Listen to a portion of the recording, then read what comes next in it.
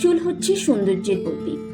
সুন্দর, মজবুত, স্বাস্থ্য উজ্জ্বলকর চুল প্রতিটি মানুষকে আরও বেশি আকর্ষণীয়, কনফিডেন্ট এবং ব্যক্তিত্ববান করে তোলে। কিন্তু আজকাল আমরা সবাই কম বেশি অল্প বয়সেই চুল হারিয়ে ফেলছি। আপনার চুল কি রুক্ষ হয়ে যাচ্ছে? খুশকি বা চুল পড়া কি বেড়েছে?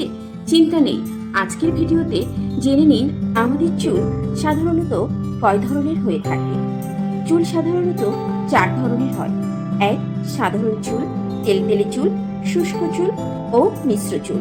সাধারণ চুল মূলত সবচেয়ে ব্যালেন্স, ঝলমলে ও মজবুত হয়ে থাকে। তেলতেলে চুল, এই ধরনের চুলে সাধারণত মাথার ত্বকে বেশি তেল জমে, চুল দ্রুত নোংরা হয়।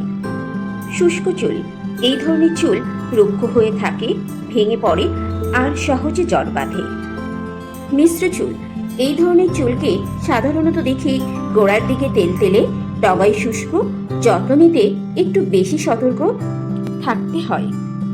আমাদের পরবর্তী ভিডিওতে কথা বলবো কিভাবে ঘরে বসে চুলের যত্ন নেবেন। সে পর্যন্ত আমাদের সাথে থাকবেন এবং আমাদের ভিডিওটি ভালো লাগলে লাইক, কমেন্ট ও শেয়ার দিয়ে পাশে থাকবেন। ধন্যবাদ।